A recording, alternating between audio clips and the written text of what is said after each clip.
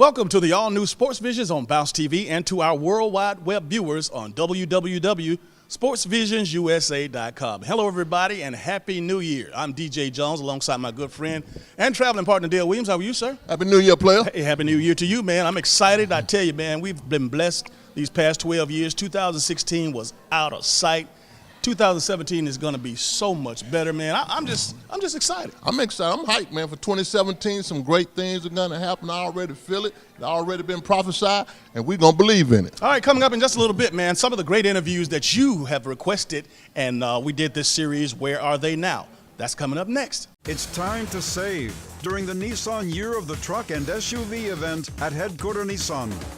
Now, save $4,500 on new Rogue. Save $10,000 on all remaining 2016 Nissan Titan XDs. And get America's best truck warranty.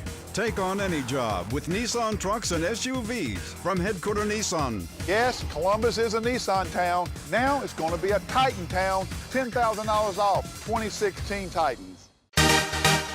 And welcome back to Sports Visions. Now we come to the time of the show where we call our famous Where Are They Now? And this week, guest, we have Bruce Huff. Welcome to the show, Bruce. Thank you. Glad to be here, Dale. Well, you know, Bruce, we're going to get right into it. The big question that all our people want to know, not only where are you now, but tell some people out there some things that they might not know about you. I was a three-letter varsity sportsman at Hardaway High School. I played football, basketball, and baseball. I left Columbus, Georgia to attend Florida State as a student after one of my coaches told me I wasn't good enough to play Division I baseball anywhere in the country, in the United States. So I walked on at Florida State. I was one of 5 out of 65 to be chosen to play for the Florida State Seminoles, and I played there all 4 years and led it all 4 years. Wow, that's a lot of people don't know that, but you know, as you went to Florida State, tell us why you wanted to go to Florida State first place, and then how did you get there from playing baseball at Hardaway and Boys Club all the way through your whole career? Okay. So talk a little bit about that. I started, as most people probably would never imagine, that the city was still segregated at the time. I could not play Little League Baseball. I couldn't play at the Boys Club. I came to the Boys Club at the age of 11 when they integrated and started playing football, basketball, and baseball, excuse me, at the level there, but it was really football and basketball. Little League integrated at the age of 12. So in my baseball world, I only played Little League Baseball 1 year. I played 3 years of Babe Ruth, and then I went on to high school to play 2 years. So my football and all of my sports activities and learning abilities came from being outside in the neighborhood, playing with my older brother and all the kids in the neighborhood. So I played through Boys Club, Little League, on to high school. And I had a lot of good coaches. A lot of people don't know. You all are aware of Coach Wallace Davis. Right. I was a quarterback coming up from age 12. And Coach Wallace Davis came to me at the age of 15 and explained to me that I wouldn't be able to start at quarterback because we had an all-reaching quarterback there already. So he pulled me to the defense and taught me to be a defensive back and taught me everything that you well know, how to bump and run, how to hold, how to talk junk, and the things that you have to do to get by back there because the receivers are usually 6'3", 6'4". They know where they're going, and you don't. So I became all by city first team defensive back my first year on the defense with Coach Davis. From that point, I had to perfect a few things. Coach Davis was able to get me a scholarship to play football at Florida State. That's where Florida State first came up. I had been reading the newspaper my first year as a defensive back, and Florida State, the newspaper read, Huff leads Seminoles to victory. And the other side of the newspaper read, Huff leads Hawks to victory. That was my first introduction to Florida State. They had a quarterback by the name of Gary Huff. Okay. And he was playing football and baseball at Florida State. So I got interested. As I worked through high school, Coach Davis was able to work out a scholarship. One of my coaches didn't think I was deserving of the scholarship. So when the coach came on campus to sign me, there was a little bit of a ruckus. Coach Davis's job was threatened for helping me out. And the coach from Florida State felt like it was something he couldn't understand, so he left and went to Northside and Warner Robins, and my scholarship went there. Wow. So after that point, I decided to go over to Columbus State and watch Florida State's baseball team. And they've only played Columbus State, I think, 1974, 75, and 76. So I spoke with the coach at that point and said, what would it take to play for you? And he said, well, if you think you can be one of 5 out of 65 people, come see me when you get to Tallahassee. Wow. So I had to play through my baseball season. And the backstory is there was so much going on my senior year. But when it's stressed to the kids about academics, I was a 3.7, 3.8 student. So when they look back at my sports career, if it had not been for the books, I wouldn't have had the opportunity to play at Florida State. I had to apply as an everyday student and be accepted on my credentials of my GPA and everything else like everybody else. So I didn't get a chance to try out for baseball until after I was a student and after I had been to freshman orientation. Wow. And that's big right there. I never knew that. But, there's a common denominator on all our where they're nouns, and it seems to be Coach Davis. And, also the other common denominator that a lot of kids, we play more than one sport. Right. To that parent out there, talk to them about the importance of playing multiple sports, or is there a disadvantage of playing multiple sports? The advantage of playing multiple sports is, number one, keeping your kid in great condition, top condition all year round. As a parent, you get tired, especially Little League. You're going everywhere, all around town. But it happens to be in my world, and this is something I tell all of the parents. Once your child gets to high school, with everything going on in the world today, you know where your child is. Your child is at school all day long. For the time he has to spend to talk to the girls at school, it's only about 15 minutes or so after school, because if you're late for practice, you have extra exercise and running and everything to do as a penalty. So to know that you can go to work and your child is happy, attending school, playing sports, in great condition, and you see your child all the way through to the senior year out of there. And it's something that as they move on to the next level, they're more conditioned to, because at the next level, as you well know, it's all day, basically. You go early in the morning to the weight room, you go to school all day, you come back to practice. Practice is 3 or 4 hours. So they have been conditioned from 2 or 3 sports for one sport at the next level. Okay, hold that point right there.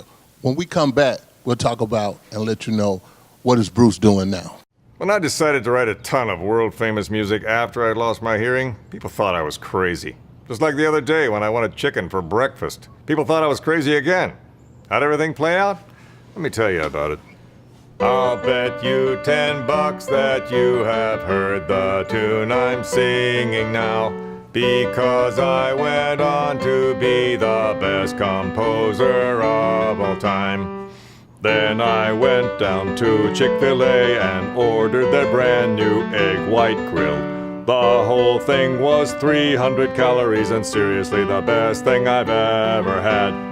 So to recap, I'm the best composer ever in the entire world. And Chick-fil-A's new egg white grill is really, really, really, really, really, really good. Chicken for breakfast. It's not as crazy as you'd think. Try the new egg white grill from Chick-fil-A. And welcome back to Sports Visions. And we're back with Bruce Huff in our segment of Where Are They Now? And Bruce, what are you doing right now? Tell everybody what you're doing right now. I am personally City Council representative for District 3 in Columbus, Georgia. I'm vice president at the Charles E. Huff's International Funeral Home, where I work side by side with my brother Charles, and it has been a long journey to this point. I have taken time to volunteer within the Columbus, Georgia area for the past 30 years or so. And back in 1990, I received a call about the political side of life to run for state senate or the state house. And those seats now are held by State Representative Carolyn Hughley and State Senator Ed Harbison. I had a call back then before they were talked to about running for the seat to choose one. And my daddy sat me down and told me I was not ready. I was basically too young, didn't have anything, and I needed to go out and work for a while because I would be gullible to all of the nuances of the world and yachts and plane trips and things of that nature. So he said, you're too young for this. So he said basically to me, if it was meant to be, it will be. So now he died 2 years later. I kept working, doing what I do. I worked with the Teen Achievers at Columbus State University for about 20 years. I worked with Little League Baseball here in Columbus for about 5 years as president. I've always been around the Little Leagues with my kids, playing all the sports here in town. So 20 years later, someone came to me about the political side of life and asked me, had I ever thought about being on city council? And at that point, I got involved, and that's where I am now with that part. My funeral home side, I ran from it for probably 15 years. I came back. I didn't want to go back to any more schools. I was a graduate of Florida State University. I told my dad, that's enough school. That's enough. So I did my apprenticeship for 2 years. I worked in the insurance industry, was married and divorced after 6 years, no children, and was faced with bills as an individual. So I went to work for TSYS as a project analyst for 2 years. And at that time, my dad died, so I came back into the business with my brother. And in 1995, I had to go back to school for a year, which out of all the years, they say I chose the only year that they had over 300 exams for us to take that year. So I got through that, got state certified and nationally certified in 1996. And I've been right there with my brother at the funeral home since then. So the combination of the funeral home and city council has been a bit much, but publicly I'd like to thank my brother, Charles, because he's taken a lot of the pressure off me. I'm sure I put a lot of pressure on him from a lot of the meetings and things that I have to attend from time to time. But it's been rewarding. I think a lot of the people don't understand the pressures. There's certain things we can't do, but we do our best trying to get it done. Certain things are private property, certain things are city property, and the ordinances and things of that nature. Well, you know, knowing your family and knowing all the community service that Mr. Huff did and your mom did and what Charles do now, you know, you all have always been involved in the community. And it's kind of funny that you're in politics because basically it seemed like you were being groomed and you didn't even know you were being groomed to be in politics, even though your dad told you you weren't ready yet. But I could see, and I just knowing the family, I could see that he was grooming you for that time. Is one question, if you knew some of the things that you know now, back then, what would you have changed back then? Or did you have any regrets growing up? Or what do you want, what you wish you could do right now that you didn't know that you could do? I think basically taking the wisdom that my dad and mother tried to give me at an early age, it didn't sink in until my daddy died, I was 35 years old. And at that point, I started to understand some of the things he was trying to get across to me. You know, as a youngster, you always feel that you know it all. It's a new time, it's a new day. That's the old way of doing things.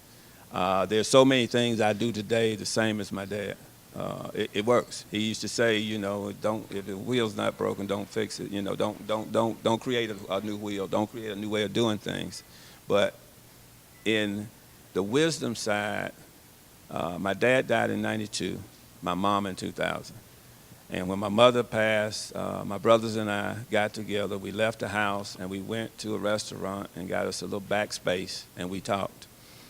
And the conversation was, we were the little birds in the nest, and this is it. Nobody cares about you like your family, like your parents. So we are being pushed out of the nest, and you can fly or you can bump the ground.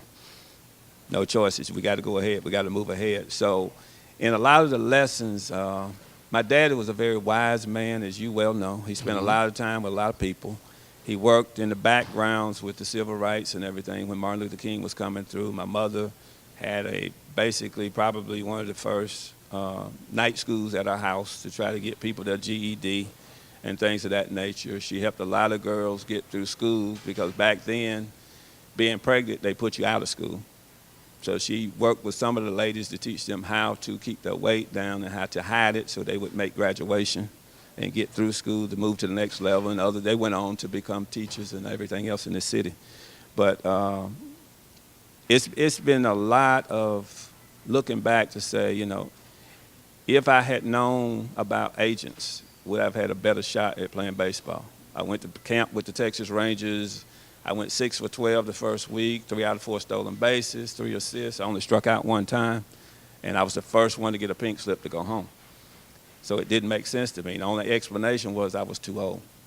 So I was 22 years old, and I was too old. So when you look back at it, my daddy told me that I may never understand why, but looking at the fact that I had a minor ankle injury in college, he felt that one day maybe I would become the one that had to be drug dependent because they had put good drugs in me for painkillers to get through a pro career.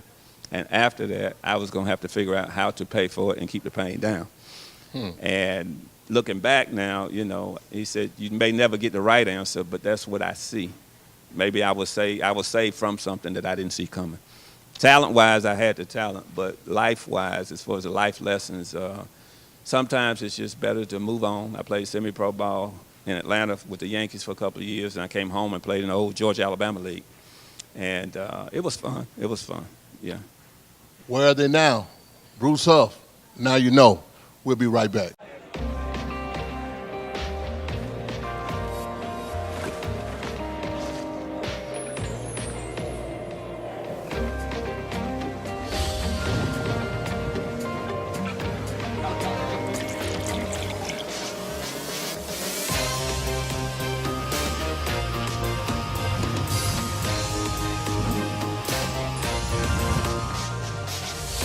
Dedicado al chofer designado, sigue reinando.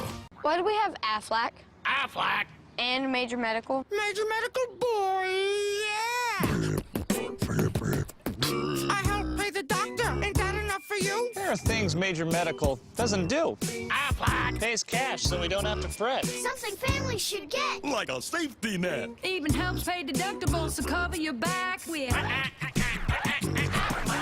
Learn about one-day pay at aflac.com/wrap.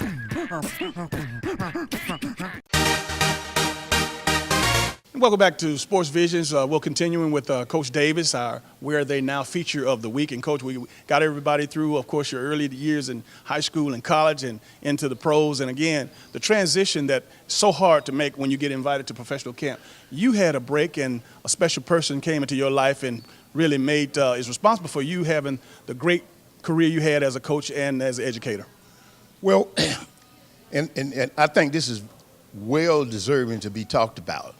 I remember when I was training to get ready for the Atlanta Falcons, and this was back in 1967. Mr. Charleston noticed me running, who was the principal at that time at Carver High School. He noticed me training in the back of the school. So he came out of his office, walked around to the back where I was working out, and said, young man, if you don't make it with the Atlanta Falcons, you got a job. I want to offer you a job. I said, Mr. Charleston, I'm going to be frank with you. I don't want to teach. I don't want to play pro football. Well, training camp started, went to mini camp, did extremely well. Then when training camp started, we were in Black Mountain, Tennessee, and they had about 100 players trying to make it.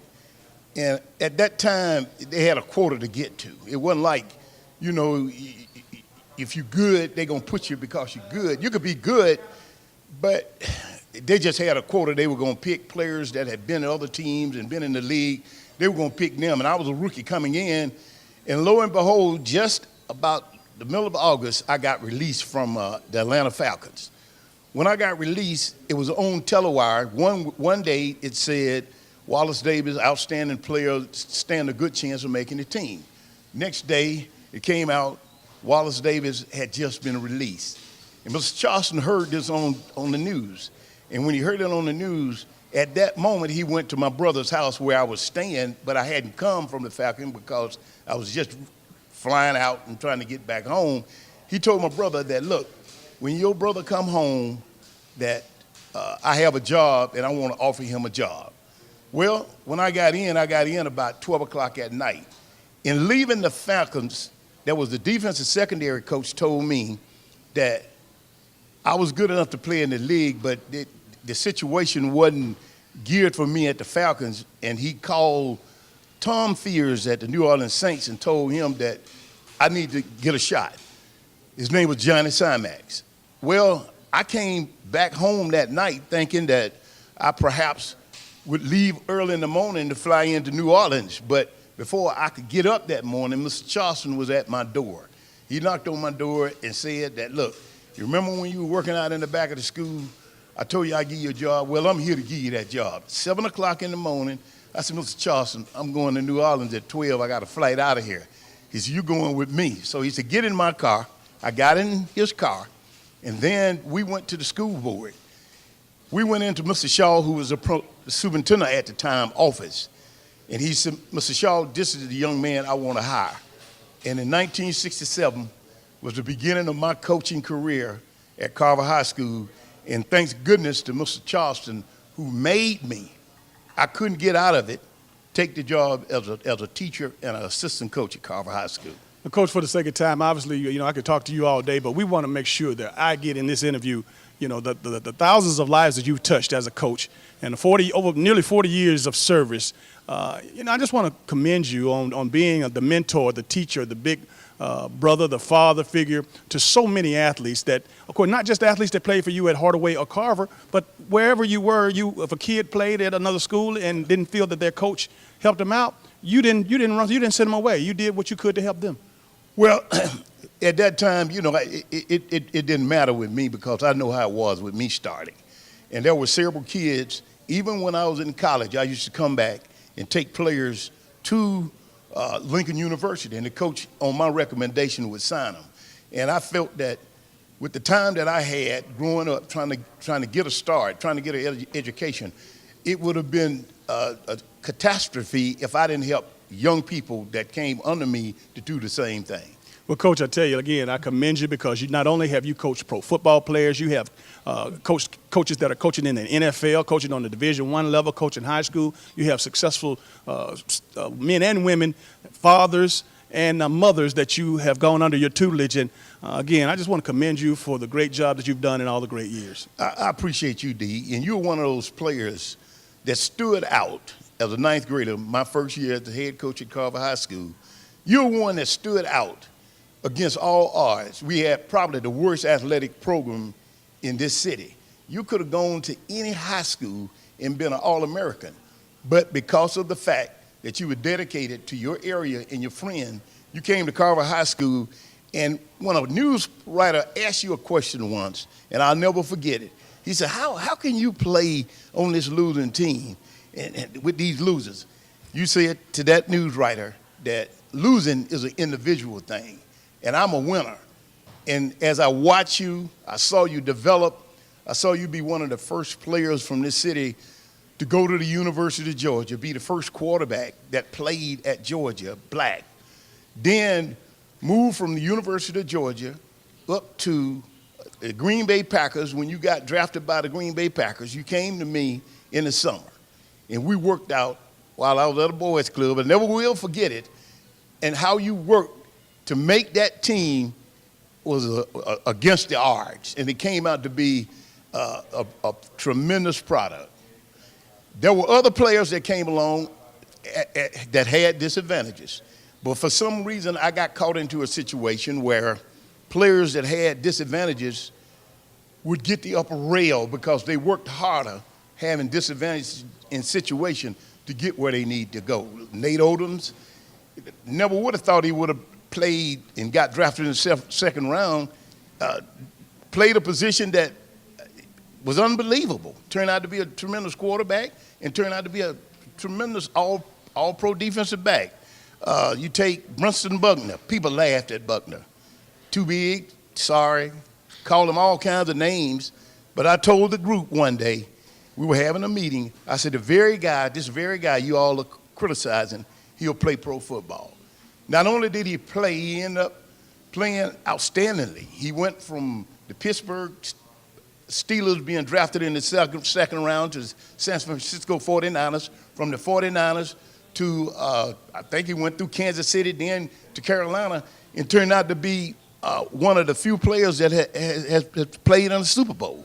And I can go on and name numerous of players, but they all had some different from what the average person will have. They had the ability to have a vision at first and then work through the hard part of the vision, and then whatever was there, make it happen. Kind of like this show.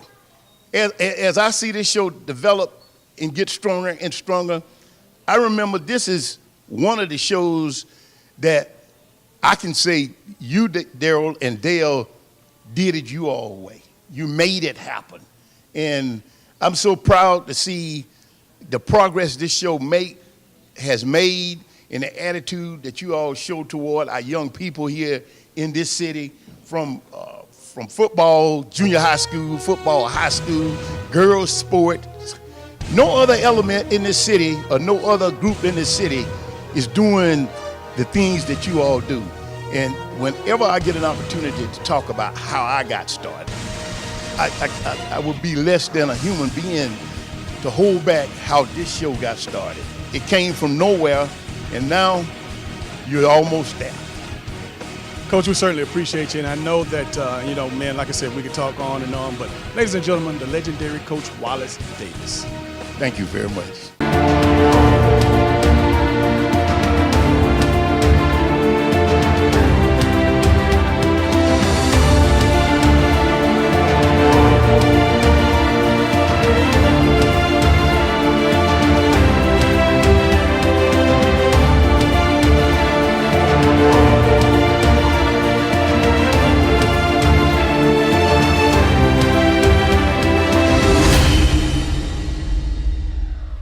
And welcome back to today's closing. Of course, Dale, I tell you, man, it was just a great opportunity for us to go back, and the Where They Nows, man, are always exciting. Those could be around in archive for a long time, because those are some great, not just athletes, some great people. Great people, and they're still doing great things in the community. And DJ, that's one thing that we want to do in 2017, continue to do great things in the community. That's going to do it for all of the sports visions we have for you today. For Dale Williams, I'm DJ Jones, reminding you to keep your eye on the ball. Happy New Year, everybody. Happy New Year.